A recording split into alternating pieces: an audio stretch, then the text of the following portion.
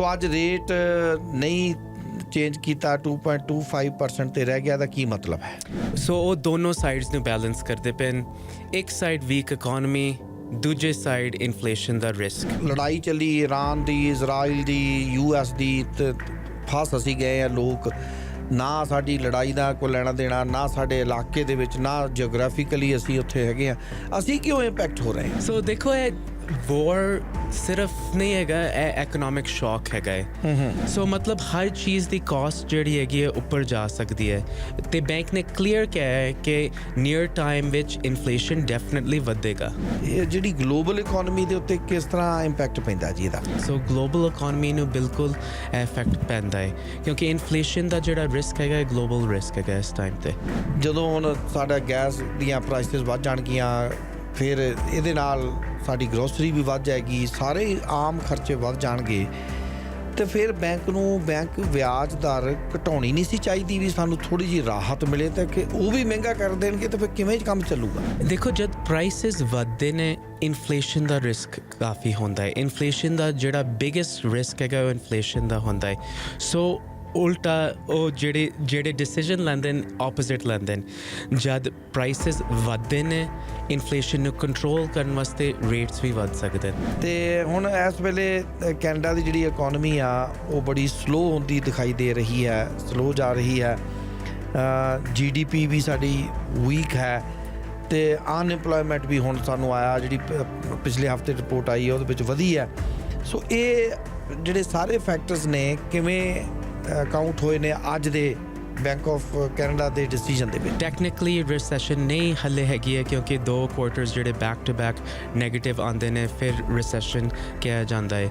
ਪਰ ਰਿਐਲਿਟੀ ਹੈਗੀ ਹੈ ਕਿ ਇਕੋਨਮੀ ਸਲੋ ਹੋ ਰਹੀ ਹੈ, ਜੌਬਸ ਸੌਫਟ ਹੋ ਰਹੇ ਨੇ, ਹਾਊਸਿੰਗ ਵੀਕ ਹੈਗੀ ਹੈ ਅਤੇ ਪ੍ਰੈਸ਼ਰ ਹਰ ਜਗ੍ਹਾ ਫੀਲ ਹੋ ਰਿਹਾ ਹੈ। ਸੋ ਲੇਬਲ ਚਾਹੇ ਰਿਸੈਸ਼ਨ ਦਾ ਹਲੇ ਨਹੀਂ ਹੈਗਾ, ਫੀਲ ਲੋਕਾਂ ਨੂੰ ਆਲਰੇਡੀ ਉਹ ਰਿਸੈਸ਼ਨ ਦੀ ਹੋ ਰਹੀ ਹੈ।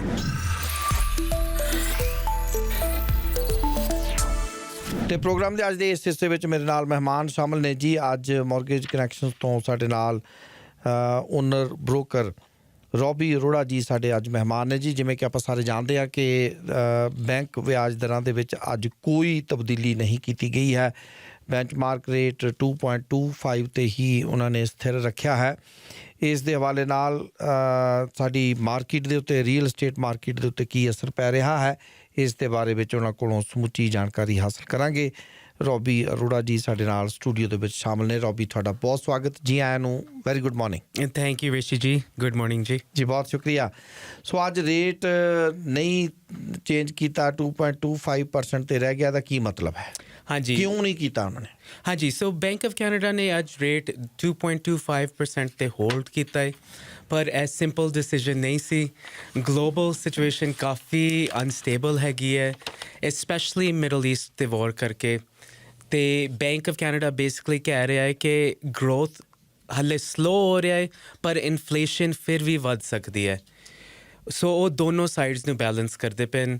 ਇੱਕ ਸਾਈਡ ਵੀਕ ਇਕੋਨਮੀ, ਦੂਜੇ ਸਾਈਡ ਇਨਫਲੇਸ਼ਨ ਦਾ ਰਿਸਕ, ਇਨਫਲੇਸ਼ਨ ਰਾਈਜ਼ਿੰਗ ਦਾ ਰਿਸਕ, ਇਸ ਕਰਕੇ ਹੋਲਡ ਕੀਤਾ ਗਿਆ। ਤੇ ਹੁਣ ਜਿਹੜਾ ਮਿਡਲ ਈਸਟ ਦਾ ਕੌਨਫਲਿਕਟ ਹੈ, ਤੇ ਮਤਲਬ ਲੜਾਈ ਚੱਲੀ ਈਰਾਨ ਦੀ, ਇਜ਼ਰਾਈਲ ਦੀ, US ਦੀ, ਤੇ ਫਸ ਅਸੀਂ ਗਏ ਆ ਲੋਕ। ਨਾ ਸਾਡੀ ਲੜਾਈ ਦਾ ਕੋਈ ਲੈਣਾ ਦੇਣਾ, ਨਾ ਸਾਡੇ ਇਲਾਕੇ ਦੇ ਵਿੱਚ, ਨਾ ਜਿਓਗ੍ਰਾਫਿਕਲੀ ਅਸੀਂ ਉੱਥੇ ਹੈਗੇ ਆ। ਅਸੀਂ ਕਿਉਂ ਇੰਪੈਕਟ ਹੋ ਰਹੇ ਹਾਂ? ਬਿਲਕੁਲ। ਸੋ ਦੇਖੋ ਇਹ ਵੋਰ ਸਿਰਫ ਨਹੀਂ ਹੈਗਾ, ਇਹ ਐਕਨੋਮਿਕ ਸ਼ੌਕ ਹੈਗਾ ਹੈ।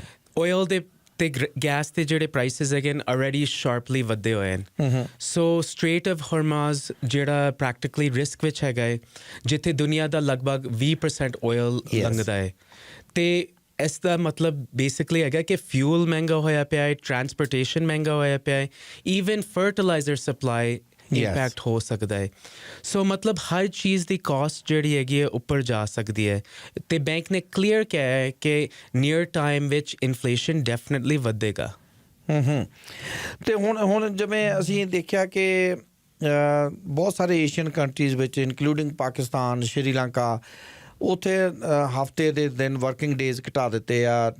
ਉਹ ਕਹਿੰਦੇ ਜੀ ਸ਼੍ਰੀਲੰਕਾ ਨੇ ਕਰਤਾ ਕਿ ਵੈਨਸਡੇ ਐਂਡ ਥਰਸਡੇ ਤੁਹਾਨੂੰ ਆਇਲ ਜਿਹੜਾ ਗੈਸੋਲੀਨ ਹੈ, ਸਪਲਾਈ ਗੈਸ ਸਟੇਸ਼ਨ ਬੰਦ ਹੀ ਰਿਹਾ ਕਰਨਗੇ। ਸੋ ਇਹਦੇ ਨਾਲ ਵੀ ਜਿਹੜੀ ਗਲੋਬਲ ਇਕਨੋਮੀ ਦੇ ਉੱਤੇ ਕਿਸ ਤਰ੍ਹਾਂ ਇੰਪੈਕਟ ਪੈਂਦਾ ਜੀ ਇਹਦਾ?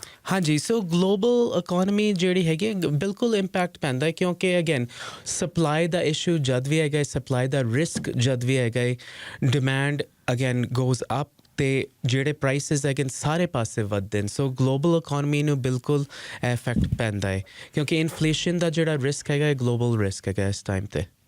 ਜੀ, ਤੇ ਹੁਣ ਆਇਲ ਪ੍ਰਾਈਸਿਸ ਬਹੁਤ ਜ਼ਿਆਦਾ ਵੱਧ ਗਈਆਂ ਨੇ। ਜਿਹੜੀ ਹੋਰਮੂਜ਼ ਦੀ ਖਾੜੀ ਹੈ, ਸਟ੍ਰੇਟ ਆਫ ਹੋਰਮੂਜ਼, ਉਹ ਖਤਰੇ 'ਚ ਬਣੀ ਹੋਈ ਹੈ। ਸੋ ਸਾਨੂੰ ਦੱਸੋ ਵੀ ਕੈਨੇਡੀਅਨਸ ਨੂੰ ਇਸ ਇਨਫਲੇਸ਼ਨ ਜਿਹੜੀ ਸਾਡੇ ਵਾਪਸ ਮੁੜਦੀ ਆ ਰਹੀ ਹੈ, ਇਹਦੇ ਤੋਂ ਕਿੰਨਾ ਕੁ ਤੇ ਕਿਵੇਂ ਕੰਸਰਨਡ ਹੋਣਾ ਚਾਹੀਦਾ? ਹਾਂਜੀ, ਸੋ ਕਰੰਟ ਡਾਟਾ ਦੇਖ ਕੇ ਲੱਗਦਾ ਹੈ ਕਿ ਇਨਫਲੇਸ਼ਨ ਕੰਟਰੋਲ ਵਿੱਚ ਹੈਗਾ ਹੈ, ਜਿੱਦਾਂ 1.8% ਦਾ ਨੰਬਰ ਆਇਆ ਸੀ, ਪਰ ਇਹ ਬੈਕਵਰਡ ਲੁਕਿੰਗ ਡਾਟਾ ਹੈਗਾ ਹੈ। ਹੁਣ ਜੋ ਆਇਲ ਪ੍ਰਾਈਸਿਸ ਸਪਾਈਕ ਹੋਏ ਨੇ 40% ਓਵਰ ਦ ਲਾਸਟ 2 ਵੀਕਸ, ਉਹ ਅਗਲੇ ਮਹੀਨੇ 'ਚ ਇਨਫਲੇਸ਼ਨ ਨੂੰ ਉੱਪਰ ਪੁਸ਼ ਕਰੇਗਾ ਕਿਉਂਕਿ ਬੈਂਕ ਫੋਰਵਰਡ ਲੁਕਿੰਗ ਹੈਗਾ ਹੈ। ਸੋ ਉਹ ਕਹਿ ਰਿਹਾ ਹੈ ਕਿ ਅੱਜ ਕੰਟਰੋਲ ਵਿੱਚ ਹੈਗਾ ਹੈ ਪਰ ਕੱਲ੍ਹ ਨੂੰ ਰਿਸਕ ਹੈਗਾ ਹੈ, ਇਸ ਕਰਕੇ ਉਹ ਕੌਸ਼ੀਅਸ ਹੈਗੇ ਨੇ।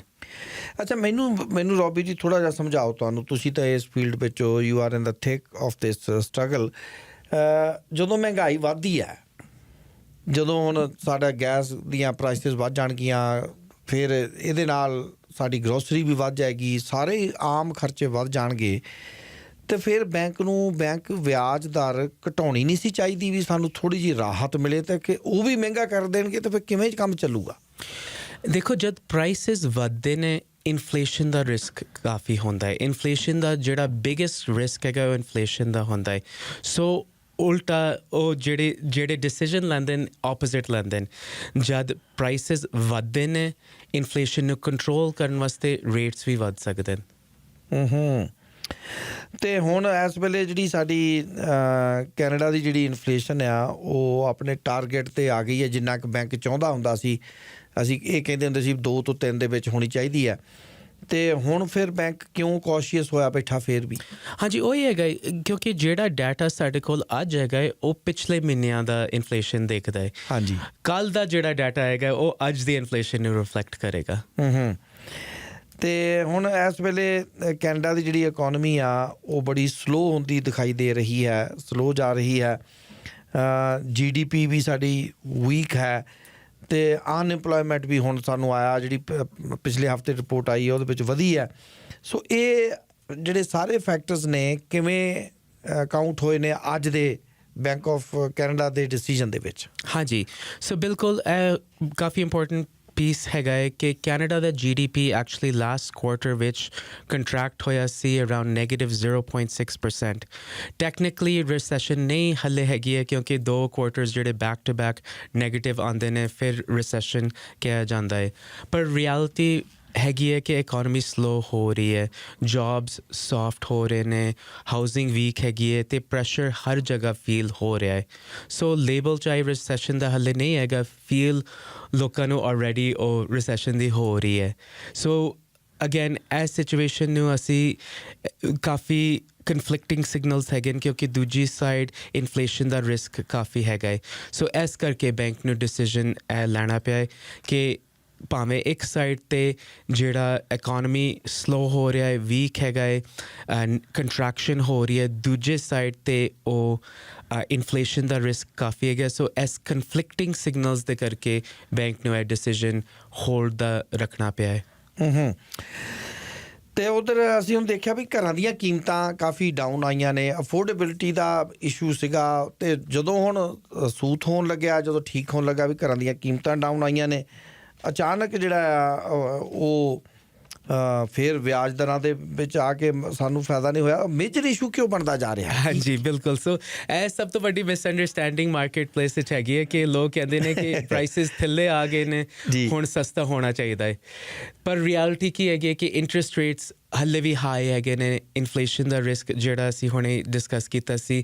ਸੋ ਮੰਥਲੀ ਪੇਮੈਂਟਸ ਜਿਹੜੇ ਹੈਗੇ ਨੇ ਉਹ ਅੱਜ ਵੀ ਹੈਵੀ ਹੈਗੇ ਨੇ। ਉਲਟਾ ਜਿਹੜੇ ਰਿਨਿਊਅਲ ਵਿੱਚ ਆ ਰਹੇ ਨੇ ਇਸ ਟਾਈਮ 'ਤੇ ਉਹਨਾਂ ਦਾ ਇੰਟਰਸਟ ਰੇਟ ਡਬਲ ਤੋਂ ਜ਼ਿਆਦਾ ਹੋ ਰਿਹਾ ਹੈ ਕੋਈ ਸਿਚੁਏਸ਼ਨਸ ਵਿੱਚ ਸੋ ਅਫੋਰਡੇਬਿਲਿਟੀ ਐਕਚੁਅਲੀ ਇੰਪਰੂਵ ਨਹੀਂ ਹੋ ਰਹੀ ਹੈ ਤੇ ਹੁਣ ਬੈਂਕ ਕਹਿ ਰਿਹਾ ਹੈ ਕਿ price decline may be reverse ਵੀ ਹੋ ਸਕਦਾ ਹੈ ਮਤਲਬ ਮਾਰਕੀਟ ਅਨਸਟੇਬਲ ਹੈਗੀ ਹੈ ਅਨਸਰਟਨ ਹੈਗੀ ਹੈ ਆਹਾ ਤੇ ਇਸ ਵੇਲੇ ਗਵਰਨਮੈਂਟਸ ਜਿਹੜੀਆਂ ਨੇ ਉਹ ਫੋਕਸ ਕਰ ਰਹੀਆਂ ਨੇ heavily on first time buyers ਦੇ ਉੱਤੇ ਤੇ ਕੱਲ੍ਹ ਹੀ ਇੱਕ ਰਿਪੋਰਟ ਆਈ ਸੀ ਵੀ ਜਿਹੜਾ ਸੈਕੰਡ ਟਾਈਮ ਬਾਇਰ ਆ ਉਹ ਬਹੁਤ ਜ਼ਿਆਦਾ ਟਫ ਸਿਚੁਏਸ਼ਨ ਫੀਲ ਕਰ ਰਿਹਾ ਉਹ ਸਾਨੂੰ ਥੋੜ੍ਹਾ ਜਿਹਾ ਸਮਝਾਇਓ ਬਿਲਕੁਲ ਸੋ ਹੁਣ government first time home buyers ਤੇ ਫੋਕਸ ਹੈਗਾ ਆਫ ਕੋਰਸ ਆਰਗੂਏਬਲੀ ਇਨਫ ਸ਼ਾਇਦ ਨਹੀਂ ਹੋ ਰਿਹਾ ਪਰ ਸੈਕੰਡ ਟਾਈਮ ਬਾਇਰਸ ਜਿਹੜੇ ਹੈਗੇ ਨੇ ਉਹ ਵੀ ਫਸੇ ਹੋਏ ਨੇ ਕਿਉਂਕਿ ਜਿਹੜੇ ਅਪਗ੍ਰੇਡ ਕਰਨਾ ਚਾਹੁੰਦੇ ਨੇ ਜਿਹੜੇ ਆਊਟਗਰੋ ਹੋਏ ਪਏ ਨੇ ਐਗਜ਼ਿਸਟਿੰਗ ਘਰ ਨੂੰ ਆਊਟਗਰੋ ਉਹਨਾਂ ਨੇ ਕੀਤਾ ਹੈ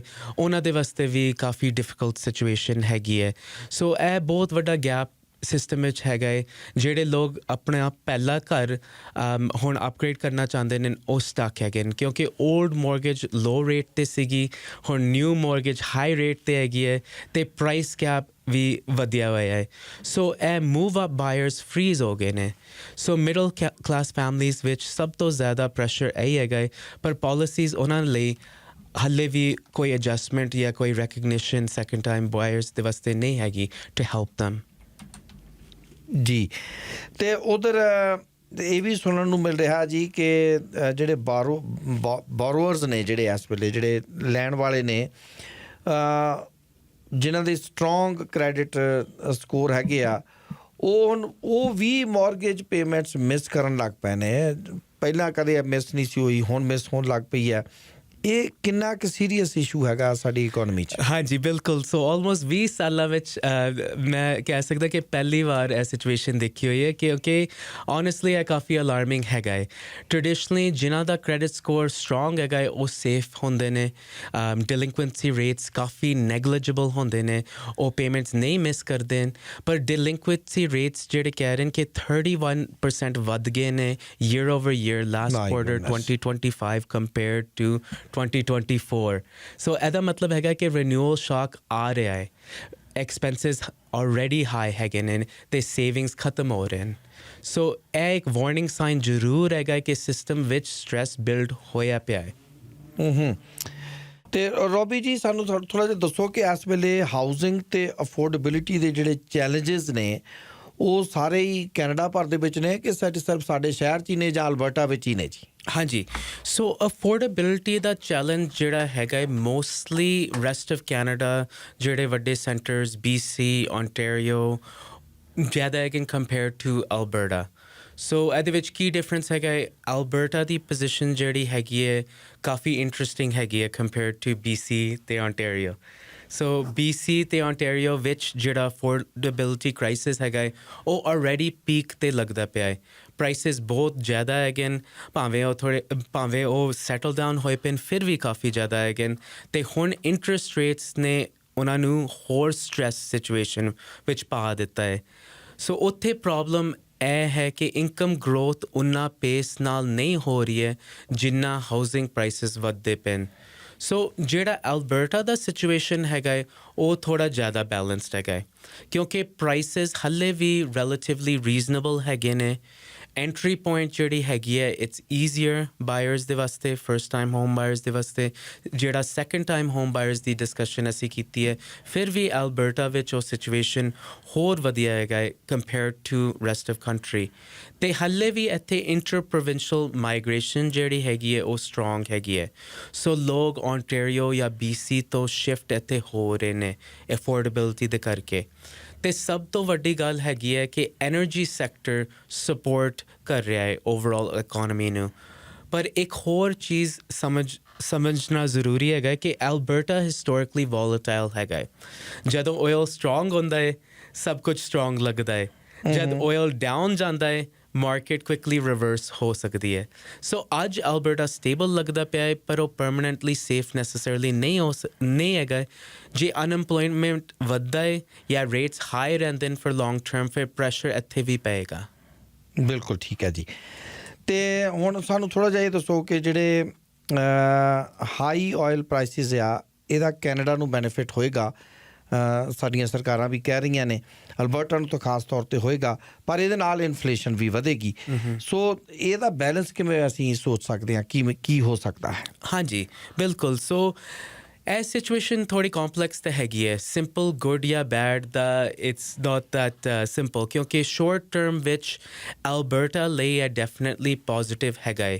ਸੋ ਆਇਲ ਕੰਪਨੀਜ਼ ਜਿਹੜਾ ਪ੍ਰੋਫਿਟੇਬਿਲਿਟੀ ਉਹਨਾਂ ਦਾ ਹੈਗਾ ਉਹ ਵਧੇਗਾ, ਜੌਬਸ ਵੀ ਵਧਣਗੇ ਇੱਥੇ ਐਲਬਰਟਾ ਵਿੱਚ, ਗਵਰਨਮੈਂਟ ਨੂੰ ਰਾਇਲਟੀਜ਼ ਤੇ ਟੈਕਸ ਰੈਵਨਿਊ ਵਧੇਗਾ। ਸੋ ਇਹ ਸਭ ਇਕੋਨਮੀ ਨੂੰ ਬੂਸਟ ਦਿੰਦਾ ਹੈ ਇੱਥੇ ਲੋਕਲੀ, ਪ੍ਰੋਵਿੰਸ਼ਲੀ। ਪਰ ਦੂਜੀ ਸਾਈਡ ਤੇ ਇਹ ਚੀਜ਼ ਇਨਫਲੇਸ਼ਨ ਨੂੰ ਪੁਸ਼ ਕਰ ਸਕਦੀ ਹੈ, ਕਿਉਂਕਿ ਫਿਊਲ ਜ਼ਿਆਦਾ ਮਹਿੰਗਾ ਆਏਗਾ ਹੈ, ਟਰਾਂਸਪੋਰਟੇਸ਼ਨ ਮਹਿੰਗਾ ਹੋ ਗਿਆ ਹੈ। ਟਰਾਂਸਪੋਰਟੇਸ਼ਨ ਜੇ ਮਹਿੰਗਾ ਆਏਗਾ, ਹਰ ਚੀਜ਼ ਮਹਿੰਗੀ ਹੋ ਜਾਂਦੀ ਹੈ।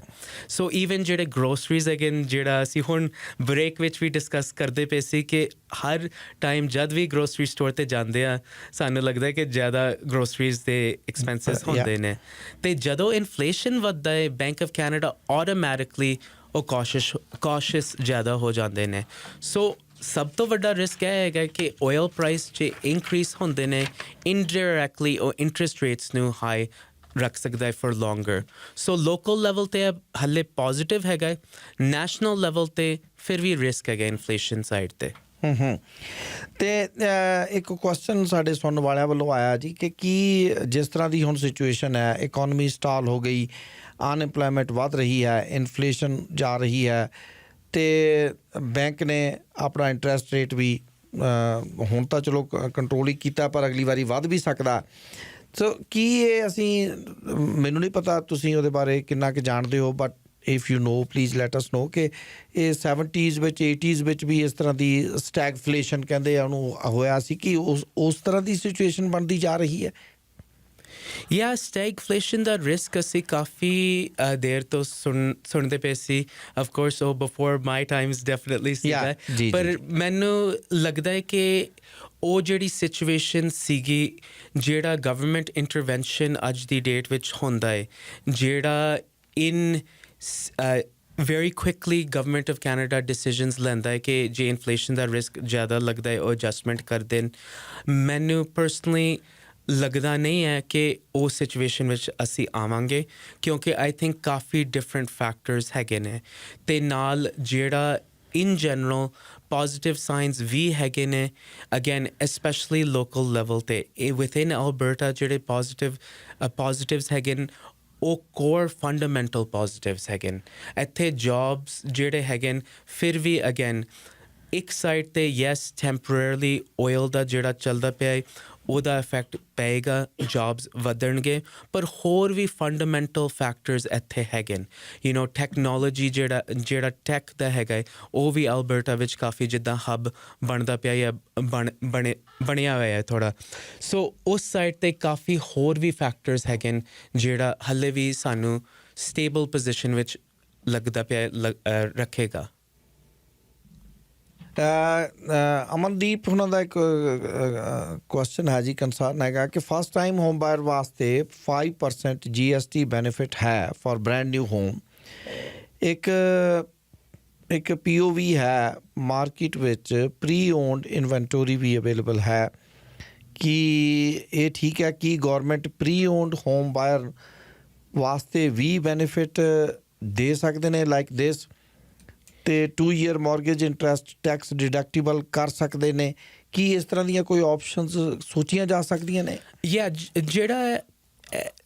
ਜਿਹੜਾ ਫਸਟ ਟਾਈਮ ਹੋਮ ਬਾਇਰਸ ਦਾ GST ਰੀਬੇਟ ਮਿਲਦਾ ਹੈ ਔਨ ਬ੍ਰੈਂਡ ਨਿਊ ਹੋਮਸ, ਉਹਦੀ ਅੰਡਰਸਟੈਂਡਿੰਗ ਇੰਪੋਰਟੈਂਟ ਹੈਗੀ ਹੈ ਕਿ GST ਐਪਲੀਕੇਬਲ ਹੁੰਦਾ ਹੈ ਔਨ ਬ੍ਰੈਂਡ ਨਿਊ ਹੋਮਸ, ਪਰ ਜਿਹੜੇ ਰੀਸੇਲ ਦੇ ਘਰ ਹੈਗੇ ਨੇ ਉਹਨਾਂ ਦੇ ਵਿੱਚ GST ਉਹਨਾਂ 'ਤੇ GST ਨਹੀਂ ਪੈਂਦਾ। ਜਦ ਤੁਸੀਂ ਪ੍ਰੋਪਰਟੀ ਲੈ ਰਹੇ ਹੋ ਰੀਸੇਲ ਮਾਰਕੀਟ ਵਿੱਚ, you are not paying GST।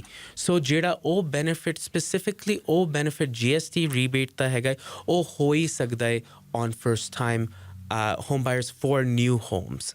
So ਜਿਹੜਾ benefit in general resale market ਨੂੰ ਸਟਿਮੂਲੇਟ ਕਰਨ ਵਾਸਤੇ ਡੈਫੀਨਿਟਲੀ ਸਟੈਪਸ ਗਵਰਨਮੈਂਟ ਲੈ ਸਕਦੀ ਹੈ, ਪਰ ਹਾਲੇ ਕੋਈ ਜ਼ਿਆਦਾ ਆਪਸ਼ਨਸ ਅਸੀਂ ਨਹੀਂ ਸੁਣੇ। ਇੱਕ ਚੀਜ਼ ਜ਼ਰੂਰ ਹੈਗੀ ਹੈ ਕਿ ਓਵਰਆਲ ਕੈਨੇਡਾ ਵਿੱਚ ਜਿਹੜੇ ਨਵੇਂ ਘਰ ਹੈਗੇ ਨੇ ਉਹਨਾਂ ਦੀ ਸ਼ਾਰਟੇਜ ਹੈਗੀ ਹੈ ਵੀ have a short supply of new homes in the country short supply of places to live so ਉਹ ਰੀਜ਼ਨ ਕਰਕੇ ਜਿਹੜਾ ਬਿਲਡਰਸ ਨੂੰ ਜਾਂ ਨਿਊ ਹੋਮਸ ਤੇ ਇਨਸੈਂਟਿਵ ਉਹਨਾਂ ਨੇ ਦਿੱਤਾ ਹੈ to also stimulate new homes ਜੀ ਤੇ ਹੁਣ ਸਾਨੂੰ ਥੋੜ੍ਹਾ ਜਿਹਾ ਇਹ ਦੱਸੋ ਕਿ Robbie ji mortgage connection one of the leading brokerages ਹੈ ਸਾਡੇ ਸ਼ਹਿਰ ਦੇ ਵਿੱਚ ਸਾਡੇ ਦੇਸ਼ ਦੇ ਵਿੱਚ ਸਾਨੂੰ ਥੋੜ੍ਹਾ ਜਿਹਾ ਸ਼ੇਅਰ ਕਰੋ ਕਿ bit of your growth and role that you play in supporting the community ਹਾਂਜੀ ਜ਼ਰੂਰ ਜੀ ਸੋ ਮੌਰਗੇਜ ਕਨੈਕਸ਼ਨ ਲਈ ਸਭ ਤੋਂ ਵੱਡੀ ਗੱਲ ਇਹ ਹੈ ਕਿ ਸਿਰਫ ਮੌਰਗੇਜਸ ਅਸੀਂ ਨਹੀਂ ਕਰਦੇ ਹਾਂ ਅਸੀਂ ਸਪੋਰਟ ਕਮਿਊਨਿਟੀ ਨੂੰ ਕਰਦੇ ਹਾਂ ਸੋ ਥਰੂ ਜਿਹੜਾ ਸਾਡਾ ਕਨੈਕਟਡ ਟੂ ਕਮਿਊਨਿਟੀ ਇਨੀਸ਼ੀਏਟਿਵ ਹੈਗਾ ਹੈ ਹਰ ਮੌਰਗੇਜ ਨਾਲ ਅਸੀਂ ਗਿਵ ਬੈਕ ਕਰਦੇ ਹਾਂ ਸੋ since 2018 over $1.5 million ਅਸੀਂ communities ਵਿੱਚ donate ਕੀਤਾ ਗਿਆ ਹੈ ਤੇ 99% ਉਹ ਐਲਬਰਟਾ ਵਿੱਚ ਹੈਗਾ ਹੈ ਤੇ ਐਜ਼ ਅ ਕੰਪਨੀ ਅਸੀਂ ਡੋਮਿਨੀਅਨ ਲੈਂਡਿੰਗ ਸੈਂਟਰਸ ਵਿੱਚ ਕੈਨੇਡਾ ਦੇ ਵਿੱਚ ਸਭ ਤੋਂ ਲਾਰਜੈਸਟ brokerage by units ਹੈਗੇ ਆ within the country's largest franchise network ਤੇ last year $3 billion in mortgages ਅਸੀਂ fund ਕੀਤੇ ਨੇ ਤੇ over 7,000 families ਨੂੰ ਅਸੀਂ help ਕੀਤਾ ਹੈ with home ownership ਜਾਂ home financing so ਇਹ scale ਜਿਹੜਾ ਹੈਗਾ ਸਿਰਫ numbers ਦਾ ਨਹੀਂ ਹੈਗਾ ਇਹ ਸਾਡੀ reputation build ਕਰਦਾ ਹੈ ਕਿ as a strong high volume efficient ਤੇ quality business ਤੇ honestly ਇਹ reason ਹੈਗਾ ਕਿ lenders ਵੀ ਸਾਡੇ ਵਾਸਤੇ ਕਾਫੀ aggressive products rates better options ਦਿੰਦੇ ਨੇ so ਪਰ at the end of the day ਸਾਡਾ ਅਸਲੀ focus ਹੈਗਾ ਕਿ ਅਸੀਂ community ਨੂੰ support ਕਰਨਾ ਹੈ ਜਿੱਥੇ ਅਸੀਂ ਕੰਮ ਕਰਦੇ ਪਏ ਹਾਂ ਅਸੀਂ give back ਕਰਨਾ ਹੈ superior mortgage advice ਦੇਣੀ ਹੈ ਤੇ ਲੋਕਾਂ ਨੂੰ life ਤੇ ਜਿਹੜੇ ਵੱਡੇ ਫਾਈਨੈਂਸ਼ੀਅਲ ਡਿਸੀਜਨਸ ਹੈ ਉਹ ਸਹੀ ਰਸਤੇ ਤੇ ਅਸੀਂ ਉਹਨਾਂ ਨੂੰ ਗਾਈਡ ਕਰਨਾ ਹੈ ਦੈਟਸ ਗ੍ਰੇਟ ਤੇ ਤੁਹਾਡੇ ਨਾਲ ਕੰਟੈਕਟ ਕਿਵੇਂ ਹੋ ਸਕਦਾ ਹੈ ਹਾਂਜੀ ਬਾਈ ਫੋਨ ਜਾਂ ਟੈਕਸਟ 4036127622 612-7622 ਜੀ 4036127622 ਤੇ ਤੁਸੀਂ ਰੋਬੀ ਅਰੋੜਾ ਜੀ ਦੇ ਨਾਲ ਆਪਣੀਆਂ ਮੌਰਗੇਜ ਕੰਸਰਨਸ ਲਈ ਸੰਪਰਕ ਕਰ ਸਕਦੇ ਹੋ thank you very much Robbie ji for joining us thank you Rishi ji ਬਹੁਤ ਮਿਹਰਬਾਨੀ ਥੈਂਕ ਯੂ